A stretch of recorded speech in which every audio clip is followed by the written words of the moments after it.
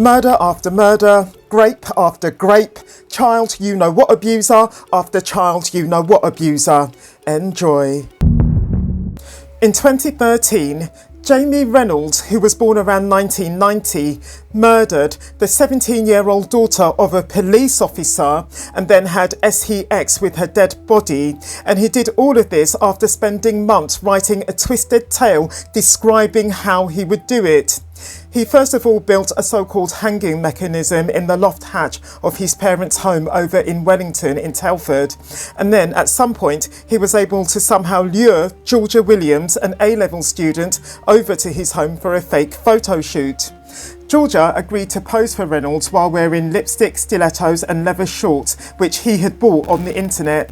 In a picture found by the police, Georgia can be seen grinning at the camera with a noose around her neck on the landing of the house. And then moments later, Reynolds throttled his victim with the rope before hanging her from the noose in order to fulfill his sick fantasies, which had been fueled by his obsession with violent pornography. When he was caught, Reynolds was examined by psychiatrists who all agreed that if he hadn't been caught, he would have gone on to become a serial killer. He got his whole life order in 2013. Now viewer, if I've got you hooked on the video so far, do subscribe, give the video a like, drop a comment when you're ready and donate. Hit the thanks button below, I'll appreciate you. Harbi Ali is an Islamic terrorist.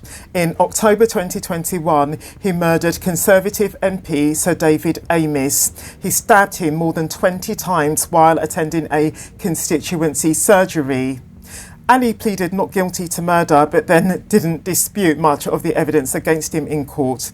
He had also plotted to murder other MPs, all in revenge against those, including Amess, who had voted for airstrikes against Syria. He got his whole life order in 2022. During the Brexit vote of 2016, Thomas Mair, a far-right activist, anti-immigration, anti-anything that isn't white and British, murdered Labour MP Joe Cox. He did that in Birstall in West Yorkshire on the 16th of June 2016. Mair had researched and laid out an assassination plan, and at the point when he attacked Joe Cox, a member of the public tried to rescue her, but Mair then attacked him and stabbed him. And I'm really sorry to say that I don't know either the name of that wonderful man or what became of him. Mair got his whole life order in 2016. Even though the body of 5-year-old Welsh girl April Jones has never been found, Mark Bridger, who was born around 1966, is doing a whole life order for her murder. Around 7:30 on the 1st of October 2012, after letting her little girl play out, April's mother couldn't find April and she straight away called 999. The first officer on the scene spoke to a child witness who reported having seen April climbing into a grey van. The police immediately upgraded the investigation to a critical incident and launched a massive search for April, which soon brought them to the front door of Mark Bridger. Bridger said that he had accidentally run April over, but that, due to having been drunk, he couldn't remember what he'd done with the body. Nobody believed him, and in 2013, after being found guilty of April's abduction and murder, and also of perverting the course of justice, he got his whole life prison order.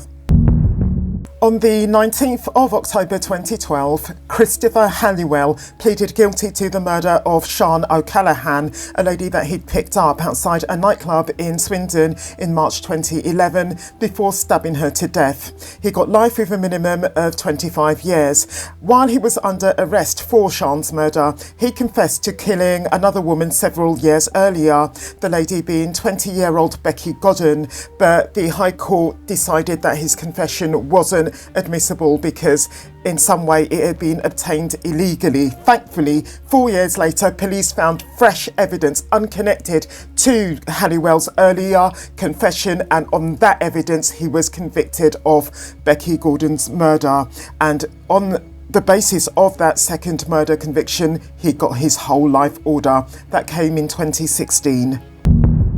Now we've got the joint case of Kenneth Regan and William Horncy.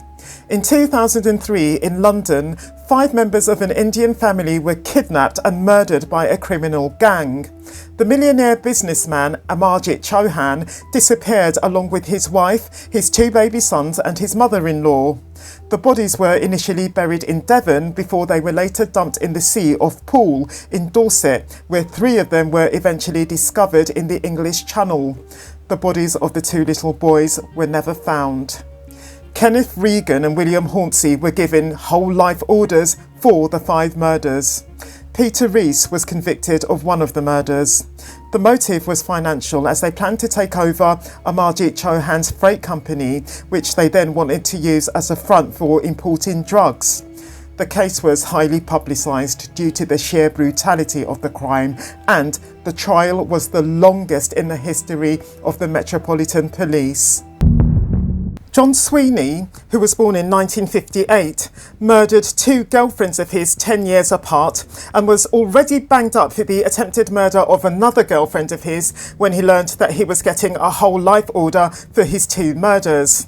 A carpenter, Sweeney murdered Melissa Halstead, 33, a former model from Ohio in the US in 1990, before murdering Paula Fields, 31, a mother of 3 living in North London in 2000. He hacked each woman to death, dismembered them each, and then dumped their remains in canals in London and in Rotterdam. Likewise, he attempted to kill a 3rd girlfriend with both an axe and a knife. I have no idea why the man did what he did. Police, furthermore, think he may have committed 3 other murders too. Sweeney got his whole life order in 2011. For many years, David Fuller, who was an electrician in a hospital in Kent, which has since been closed down, got away with the 2 murders that he committed. They were of Wendy Nell, who was 25, and Caroline Pearce, who was 20. He committed those down in Royal Tunbridge, Wales. They were known as the Bedsit murders. He was eventually caught for those murders and given a whole life order, and along with that he was given a sentence of 12 years for the SA of more than 100 female corpses in 2 hospital mortuaries, and he did those offences over a period of 12 years. The judge of Fuller's trial said that Fuller, quote, had no regard for the dignity of the dead, unquote. Fuller's whole life order came in 2021. Jeremy Wing, who was born around 1941, is one of the only 2 current prisoners who've been given a whole life order for something other than murder. Can you guess what his offences are then? Before he got a forever prison sentence, which he did in 2002, Wing had been inside before for child you know what offences. Sometime after getting out, he fell under suspicion of essaying 3 boys and was subject on that basis to a police raid of his home, which was out in Huntingdon in Cambridgeshire. Not only did the police find in the man's home toys, motorised go-karts, water pistols and video games, they also found video recordings showing Wing, along with another man by the name of Brian Hogg, graping 2 of the 3 boys in question. Wing and Hogg had met in prison where, like Wing, Hogg was doing time for child bleep X offences. The grapes that the 2 PDF files perpetrated against their victims from the early 2000s were so violent that the injuries that they caused to the boys will never heal. I will state at this point that I have no idea how the boys came into the physical control of the 2 twisted antagonists. I don't know how the parents of the boys, or whoever was supposed to be in charge of them, let Wing and Hogg get their hands on them. Wing having begun his abuse of the 2 boys shown in his home movies when they were 7. We'll call those boys Tom and Adam. In 2002, on being convicted of grapes and of other offences relating to Tom and Adam, Wing got his whole life order. So did Hogg, but he later got his whole life sentence quashed and replaced with a shockingly lenient 10-year term. No idea where the man is as at the time of this recording. Mark Robinson was born in 1962. At 17, he joined the RAF. On the 27th of May 1979, he was home on leave for the spring bank holiday. He went round to the home of one of his neighbours, a 32-year-old woman called Patricia Wagner, who was a wife and a mother. He actually tricked his way into her house by pretending that he was drunk and had mistaken the house. In any case, the two got talking, had sex apparently, according to Robinson, and it came on his instigation. But then at the end, Mrs. Wagner apparently said that if Robinson didn't tell his mother that they had just had sex, she herself would, and apparently the thought of his mother finding out what he'd done with his married next door neighbour was just too terrifying to Robinson, and so he got hold of the cord of a lamp in Mrs. Wagner's home, wrapped it round her neck and strangled her to death. In March 1989, he came out of prison having done the 10-year minimum term of the life sentence that he got for Mrs. Wagner's murder. He met a 25-year-old lady called Sharon Morley in Wakefield.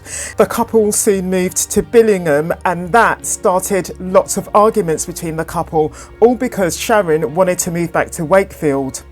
On the 19th of September 1989, Robinson discovered a photo of one of Sharon's former boyfriends, and in the argument that followed, he beat and stabbed Sharon to death. His original life sentence, which he got in 1989 for Sharon's murder, was later upgraded, thankfully, to a whole life order. Lawrence Bierton, who was born in 1959, is a triple murderer. On the 25th of June 1995, 79-year-old Aileen Duddill and her 72-year-old sister Elsie Gregory discovered their gardeners, Lawrence Bierton and Michael Pluck, stealing from them. Bierton and Pluck reacted by bludgeoning and suffocating the sisters to death. They then piled the sisters' living room furniture over the bodies of their victims and set everything on fire. Both men were jailed for life at Sheffield Crown Court in 1996. In February 2012, Pluck died in prison. Bierton, however, was released from prison on licence in 2017. He was recalled to prison in 2018 but released on licence once again in 2020. On the 9th of November 2021 in Worksop, Nottinghamshire, Bierton battered his 73-year-old neighbour, Pauline Quinn, to death with her own coffee table. The cause of death was traumatic head injuries. Bierton's abuse of drug and alcohol was considered by the prosecution to be a contributing factor to the man's acts. Bierton got his whole life order in 2023. In February 1989, together with a friend of his, 17-year-old Paul Glen went to steal 5,000 quid from a local guesthouse owner called Ivor Usher. Believing the money was stashed in the safe, the pair tied Mr. Usher to a chair, but for some reason, Glen suddenly went mad and bludgeoned the man to death with a bar stool and a wrench. Afterwards, in an effort to cover his tracks, he set the place on fire. Glen was jailed for life, but he got out on licence in 2002 after doing 13 years. On getting out, the man followed in the footsteps of John Childs and became a hitman. Having accepted a contract to kill a bloke called Vincent Smart, armed with a kitchen knife, Glen travelled down from Liverpool to Farset in Cambridgeshire, where his target lived. On reaching the man's house, Glen kicked the door down, stormed up to his victim, who was in the middle of making dinner with his girlfriend, and stabbed him repeatedly in the hands, the arms and the chest, one stab going through the man's heart. While Glen was killing his target, the girlfriend of the victim went and hid behind a sofa. She was unharmed. In 2005, given his previous murder conviction, Glen got a whole life order. And by the way, in the contract killing that he carried out, he offed the wrong bloke. Mr. Smart wasn't in, you see, when Glen came calling. His housemate, Robert Bogle, was, and that's who Glen murdered. The murderer seemed not to have even got the basics of contract killing right, including knowing how one's target actually looks, although arguably his contractors held an equal share of the blame for that. Mr. Bogle was black. Glen's intended victim, however, was white. David Baxendale was born in 1971.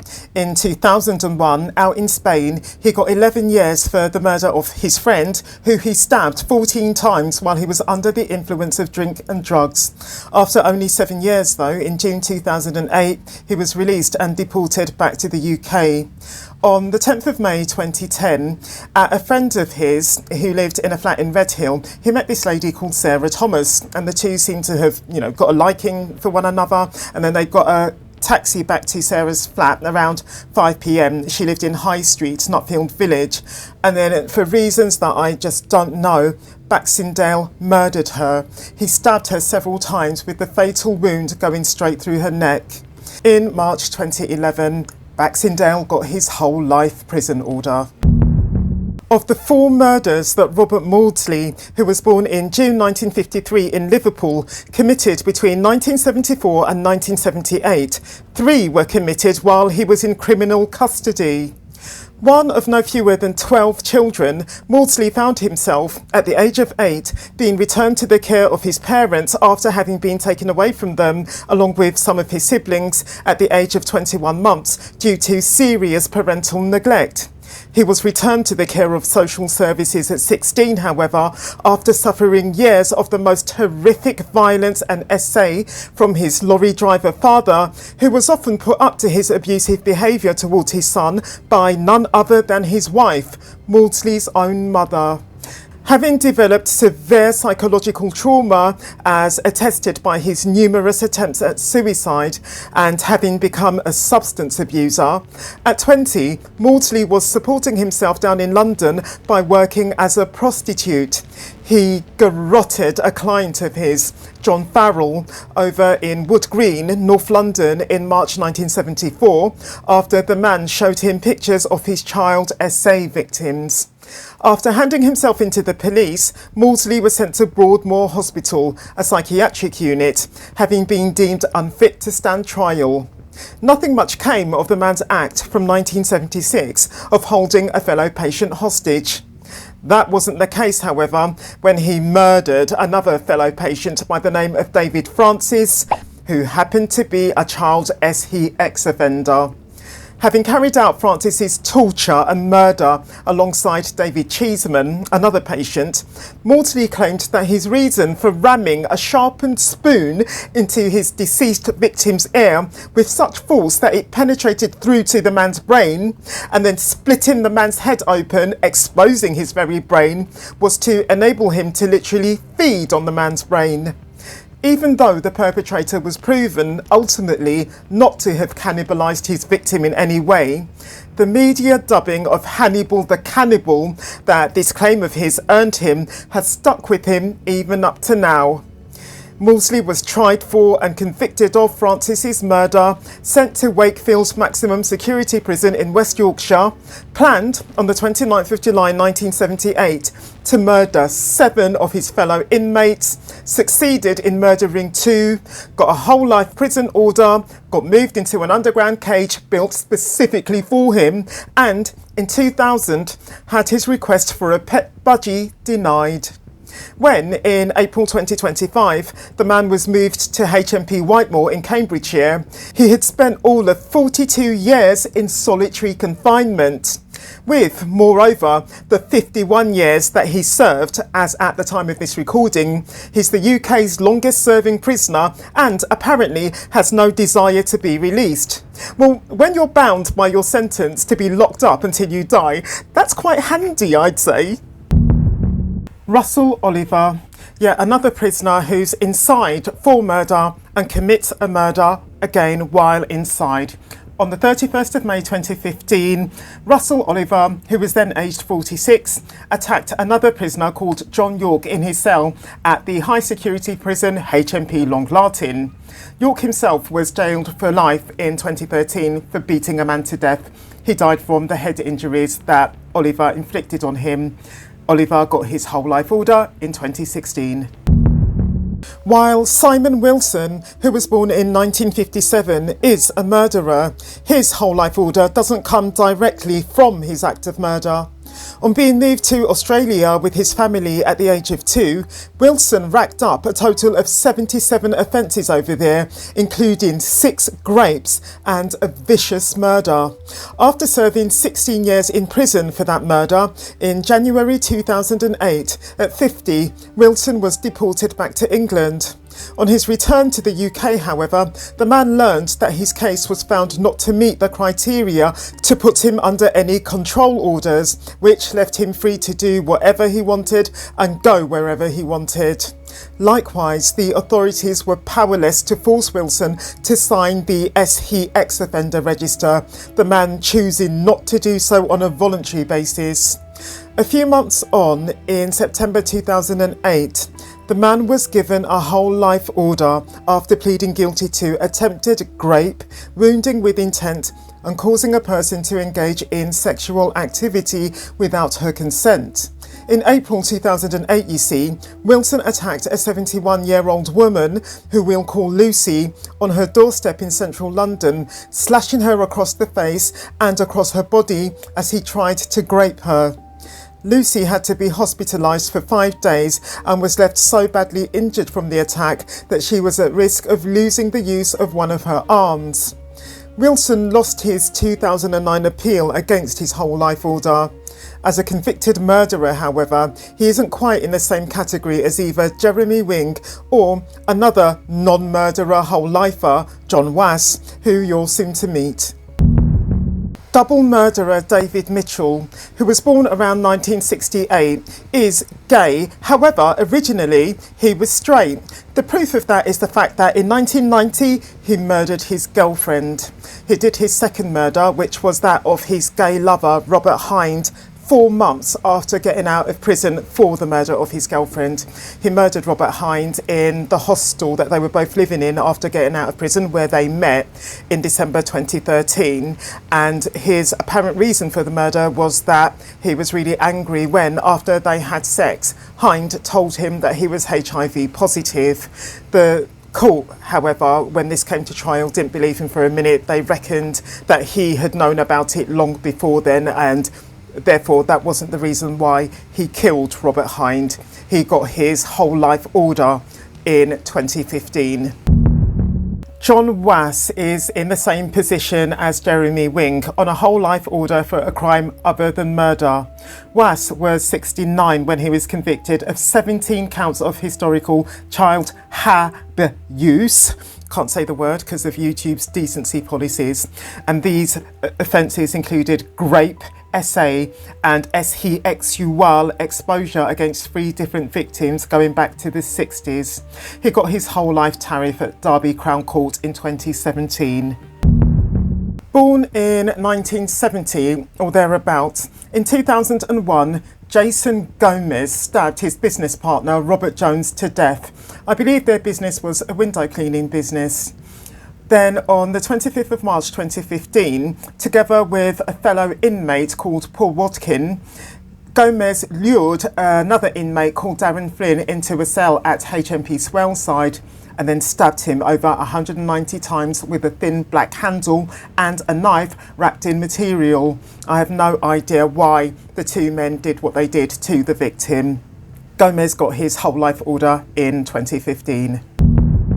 John Taylor got his first life sentence for a string of sexual offences that he committed from 1977 to 1987, and they include some of the most horrendous types of sexual offences that there are.